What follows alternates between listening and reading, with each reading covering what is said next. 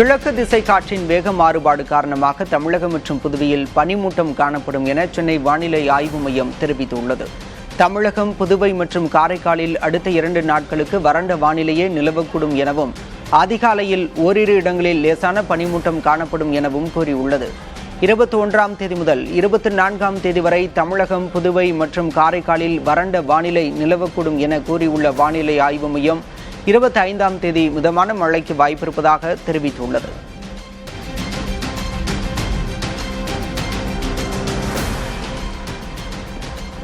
நீலகிரி மாவட்டத்தில் கடந்த ஒரு வாரமாக பனியின் தாக்கம் அதிகரித்து வரும் நிலையில் இன்று உதகையில் 0.3 டிகிரி செல்சியஸ் வெப்பநிலை பதிவாகியுள்ளது.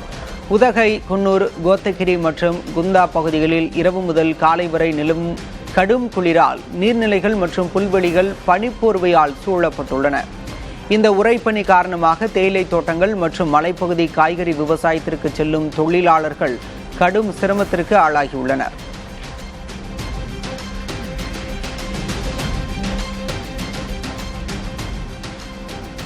பூலோக வைகுண்டமாக பக்தர்கள் கருதும் ஸ்ரீரங்கம் அரங்கநாதர் கோயிலில் பகல் 10 உற்சவத்துடன் வைகுண்ட ஏகாதசி பெருவிழா கோலாகலமாக தொடங்கியது. நம்பெருமாள் மூலஸ்தானத்திலிருந்து புறப்பட்டு அர்ஜுன மண்டபத்தில் எழுந்தருளி பக்தர்களுக்கு காட்சியளித்தார். முன்னதாக ஆசியாவிலேயே உயரமான ராஜகோபுரம் உட்பட 21 கோபுரங்களும் மின் விளக்குகளால் அலங்கரிக்கப்பட்டு இரவில் ஜொலித்தன. 20 நாட்கள் நடைபெறும் இந்த விழாவின் முக்கிய நிகழ்வான சொர்க்கவாசல் திறப்பு வரும் 30ஆம் தேதி நடைபெறவுள்ளது.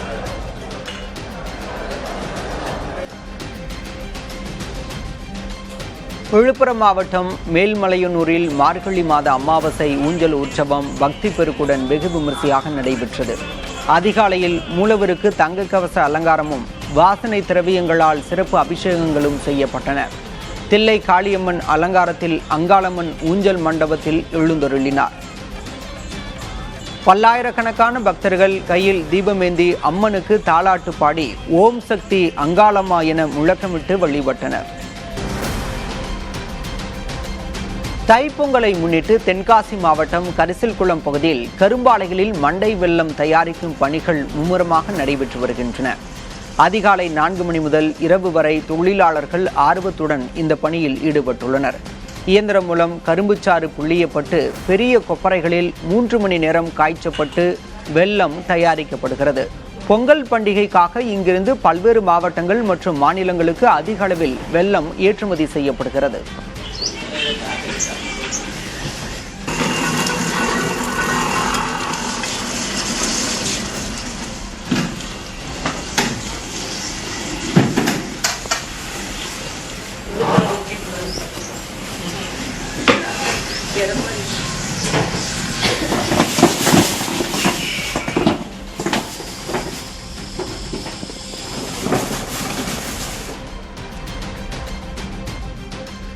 தமிழ்நாட்டின் பல்வேறு மாவட்டங்களில் செவிலியர்களின் போராட்டம் இரவிலும் தொடர்ந்தது. தேர்தல் வாக்குறுதிப்படி காலமுறை ஊதியத்துடன் பணி நிரந்தரம் செய்ய வேண்டும் என கூறி செவிலியர்கள் போராட்டம் நடத்தினர்.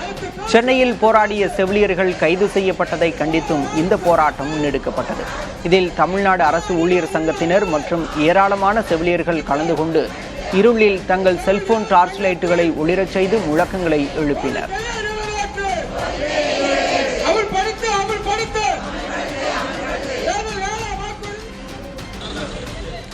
தமிழக விவசாய சங்கங்களின் ஒருங்கிணைப்பு குழு தலைவர் PR பாண்டியனின் 13 ஆண்டுகள் சிறை தண்டனை நிறுத்தி வைக்கப்பட்டுள்ளது. அவரது மேல்முறையீட்டு மனுவை விசாரித்த சென்னை உயர்நீதிமன்றம் சிறை தண்டனையை நிறுத்தி வைத்து உத்தரவிட்டுள்ளது. இதனையடுத்து அவர் இடைக்கால பிணையில் சிறையிலிருந்து வெளிவரவுள்ளார்.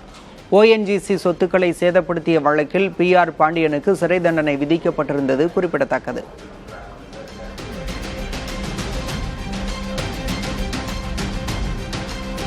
சிறுநீரக விற்பனை விவகாரத்தில் பாதிக்கப்பட்டவர்கள் சிறப்பு புலனாய்வு குழுவிடம் புகார் அளிக்க அறிவுறுத்தப்பட்டுள்ளது.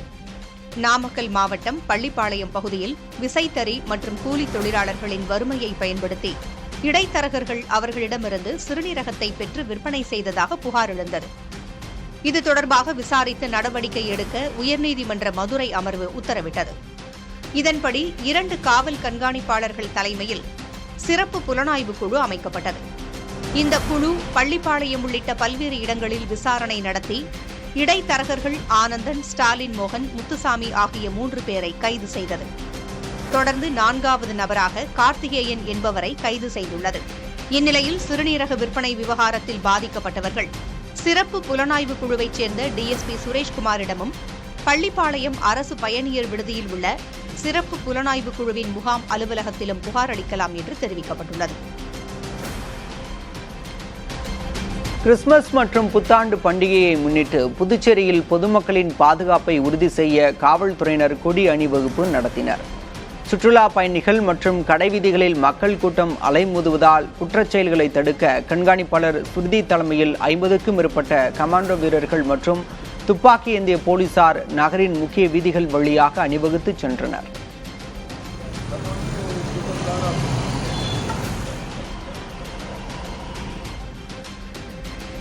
சென்னையிலிருந்து மதுரை சென்ற சொகுசு பேருந்து விக்கிரவாண்டி அருகே பாலத்தின் தடுப்புச் சுவரில் மோதி விபத்துக்குள்ளானதில் 3 பேர் பலத்த காயமடைந்தனர். 23 பேர் லேசான காயங்களுடன் உயிர் தப்பினர். சங்கராபரணி ஆற்றுப்பாலத்தின் நடுவே பேருந்து அந்தரத்தில் தொங்கியதால் பெரும் பரபரப்பு ஏற்பட்டது. விபத்து காரணமாக சென்னை திருச்சி தேசிய நெடுஞ்சாலையில் போக்குவரத்து பாதிக்கப்பட்டது. கிரேன் மூலம் பேருந்து அப்புறப்படுத்தப்பட்டது. ஓட்டுநர் தூக்க கலக்கத்தில் பேருந்தை இயக்கியதால் விபத்து ஏற்பட்டதாக காவல்துறை தெரிவித்துள்ளது.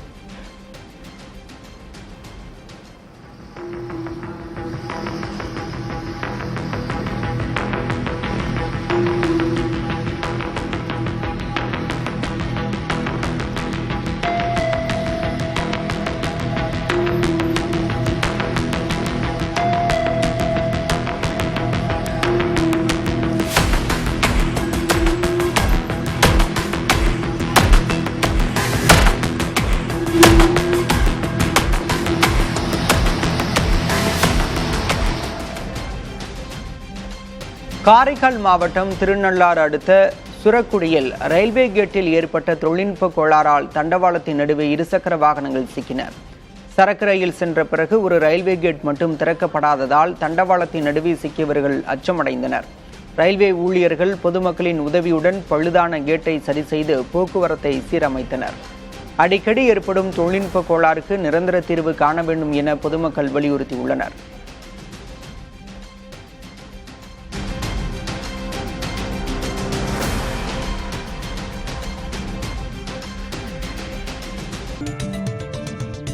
திமுகவை அழிப்போம் என்று எத்தனை பேர் வந்தாலும் அவர்களை ஓடவிடுகிற இயக்கம் திமுக என துணை முதல்வர் உதயநிதி ஸ்டாலின் தெரிவித்துள்ளார். திருவாரூர் அடுத்த காட்டூர் பகுதியில் அமைந்துள்ள கலைஞர் கோட்டம் வளாகத்தில் அமைக்கப்பட்ட புதிய சிறுவர் அறிவியல் பூங்காவை துணை முதல்வர் உதயநிதி ஸ்டாலின் திறந்து வைத்தார். இந்நிகழ்ச்சியில் பேசிய அவர், பாசிச சக்திகள் பழைய அடிமை புதிய அடிமைகளோடு வந்தாலும் விரட்டியடிப்போம் என்றார். இன்னைக்கு பாசிச சக்திகள் பழைய அடிமைகள் பத்தாதுன்னு புது புது அடிமைகளை தேடி கண்டுபிடிக்கிறாங்க. கண்டுபிடிச்சு அவங்களோடையும் கூட்டணிக்கு வச்சுக்கிட்டு வருவாங்க. தேர்தல் நேரத்தில் கண்டிப்பா நம்மளை எதிர்க்க வருவாங்க. அவங்களையெல்லாம் தமிழ்நாட்டு மக்களுடைய ஆதரவோடு ஓட ஓட விரட்ட வேண்டிய நமக்கு கடமை நமக்கு இருக்கிறது. திமுக தொண்டனுக்கு இருக்கின்றது. யாருக்கு இருக்கின்றதோ நமக்கு அதிகமாக இருக்கின்றது. எனவே 2026ஆம் ஆண்டு நடக்க போகிற அந்த தேர்தல் ஒரு சாதாரண தேர்தல் கிடையாது. இது தமிழ்நாட்டுடைய எதிர்காலத்தை தீர்மானிக்கின்ற ஒரு தேர்தல்.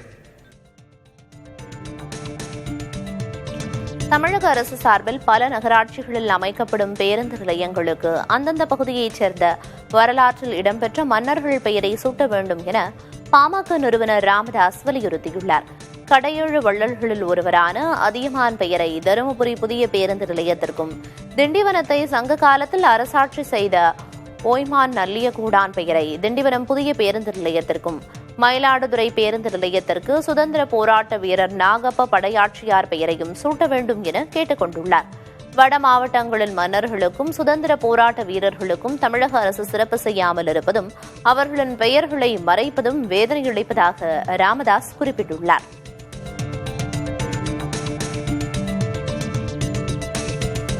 ஏழைகள் பழங்குடியின மக்களின் விஷயங்களில் முதல்வர் மு.க.ஸ்டாலின் மெத்தனம் காட்டுவது ஏன் என பாரதிய ஜனதா மாநில தலைவர் நயினார் நாகேந்திரன் கேள்வி எழுப்பியுள்ளார். திருவண்ணாமலை மாவட்டம் மோட்டூர் பகுதியில் இருளர் சமூக மக்களுக்கான தொகுப்பு வீடுகள் முறையாக கட்டிக் கொடுக்கப்படவில்லை என அவர் குற்றம் சாட்டியுள்ளார். ஆதார், வாக்காளர் அட்டை, பட்டா ஆகியவற்றை வீசி எறிந்து இருளர் இன மக்கள் போராட்டத்தில் ஈடுபட்டிருப்பதாக அவர் சுட்டிக்காட்டியுள்ளார். பட்டியலின பழங்குடியின மக்களின் நலனை காக்க அரசு தவறிவிட்டதாக நயினார் நாகேந்திரன் சாடினார். 100 ஆண்டுகால அரசியல் பாரம்பரியம் கொண்ட இந்திய கம்யூனிஸ்ட் கட்சிக்கு 40 இடங்கள் வரை கேட்கும் தார்மீக உரிமை உள்ளதாக அக்கட்சியின் மாநில செயலர் வீரபாண்டியன் தெரிவித்துள்ளார். எத்தனை சீட் கேட்டாலும் தங்கள் கூட்டணியின் தலைவரான முதல்வர் மு.க.ஸ்டாலின் தவறாக எடுத்துக் கொள்ள மாட்டார் எனவும் அவர் குறிப்பிட்டார். 100 நாட்கள் வேலை திட்டத்தில் உழைப்புக்கேற்ற வகையில் ஊதியத்தை அதிகரிக்க வேண்டும் என அவர் கேட்டுக் கொண்டார். பொங்கல் தொகுப்புடன் கட்டாயம் பணம் வழங்க வேண்டும் என்றும் நிதிநிலை ஒத்துழைத்தால் எவ்வளவு தொகை வேண்டுமானாலும் தரலாம் எனவும் வீரபாண்டியன் தெரிவித்தார். வாக்குரிமை இருப்பதால் மட்டுமே அரசியல் கட்சிகள் பொதுமக்களை தேடி வருவதாக மார்க்சிஸ்ட் கம்யூனிஸ்ட் கட்சியின் மாநில செயலர் சண்முகம் தெரிவித்துள்ளார். தருமபுரி மாவட்டம் பென்னாகரம் பேருந்து நிலையத்தில் மார்க்சிஸ்ட் கம்யூனிஸ்ட் கட்சியின் மக்கள் கோரிக்கை மாநாடு நடைபெற்றது. அதில் கலந்து கொண்டு உரையாற்றிய சண்முகம், வாக்குரிமை இல்லை என்றால் எந்த கட்சியும் உங்களை தேடி வராது என்று தெரிவித்தார்.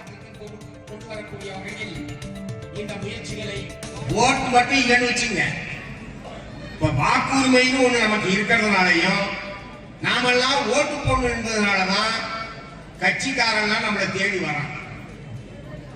உங்களுக்கு ஓட்டு இல்லைன்னு தெரிஞ்சு வச்சுங்க, ஒரு பயம் உங்களை எட்டு பார்ப்பாங்க.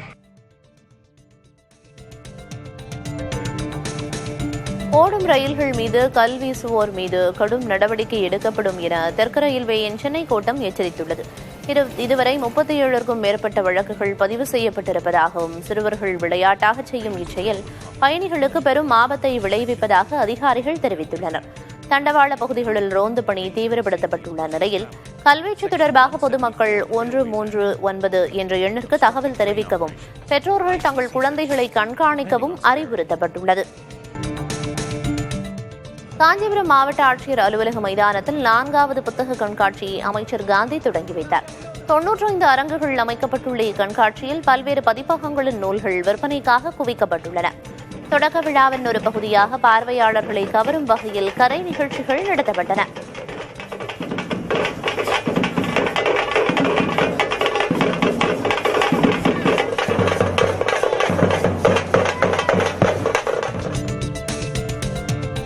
மின்சார வாகனங்கள் குறித்த விழிப்புணர்வும் பயன்பாடும் அதிகரித்து வரும் நிலையில் தமிழகத்தில் அதற்கேற்ப சார்ஜிங் மையங்களும் அதிகரிக்கப்பட்டு வருகின்றன.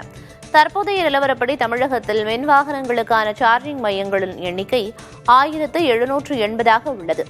தேசிய அளவில் கணக்கிட்டால் இந்த பட்டியலில் தமிழகம் 4வது இடத்தில் உள்ளது. இந்த பட்டியலில் கர்நாடகா, மகாராஷ்டிரா, உத்தரப்பிரதேசம், டெல்லி ஆகிய மாநிலங்கள் முதல் 4 இடங்களில் உள்ளன.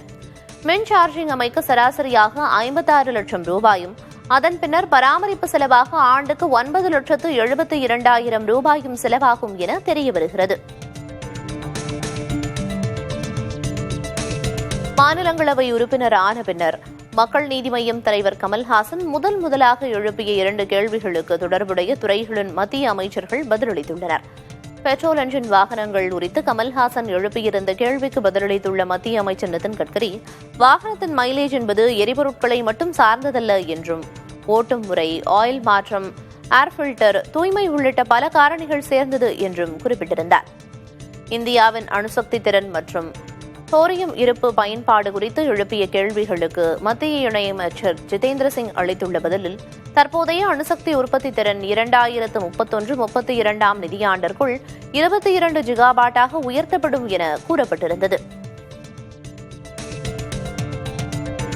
மெரினாவில் கடைகள் ஒதுக்குவது தொடர்பாக உயர்நீதிமன்ற நீதிபதிகள் டிசம்பர் 22 கடற்கரை பகுதியில் ஆய்வு செய்ய உள்ளனர்.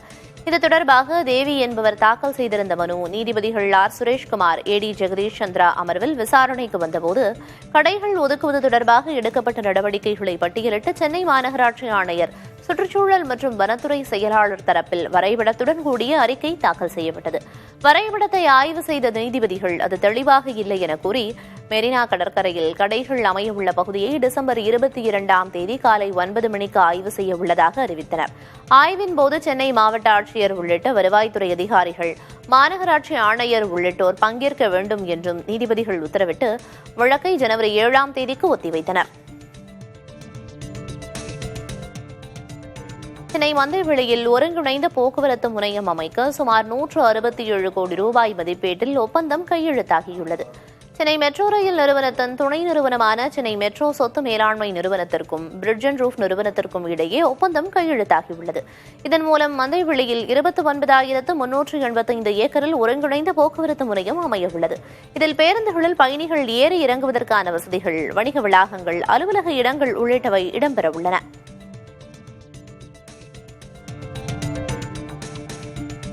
கோவை சரவணம்பட்டி அருகே போலி நகைகளை அடகு வைத்து மோசடியில் ஈடுபட்ட பெண்ணை நகை அடகு கடை உரிமையாளர் உள்ளிட்ட 5 பேர் அடித்துக் கொன்ற சம்பவம் அதிர்ச்சியை ஏற்படுத்தியுள்ளது. கோவை ரத்னபுரியைச் சேர்ந்த ராஜாராம் சின்னமேட்டுப்பாளையம் அருகே தங்க நகை அடகு கடை ஒன்றை நடத்தி வருகிறார். அவரின் கடைக்கு வந்த சுமதி என்ற பெண் கடந்த 8, 9, 12ஆம் தேதிகளில் சில நகைகளை கொடுத்து 2 லட்சம் ரூபாய் கடன் பெற்றுள்ளார். அவர் சென்ற பின் நகைகளை சோதித்த போது அவை போலி என தெரியவந்தது. 17ஆம் தேதி மீண்டும் கடன் பெற வந்த அந்த பெண்ணை ராஜாராமும் அவரது நண்பர்களும் தாக்கியதில் காயமடைந்து உயிரிழந்தார். இதையடுத்து சரவணம்பட்டி காவல் நிலையத்தில் ராஜாராம் சரணடைந்தார். உயிரிழந்த பெண் கிருஷ்ணகிரி மாவட்டம் சாம்பல்பட்டியைச் சேர்ந்த சுதா என்பது விசாரணையில் தெரியவந்தது.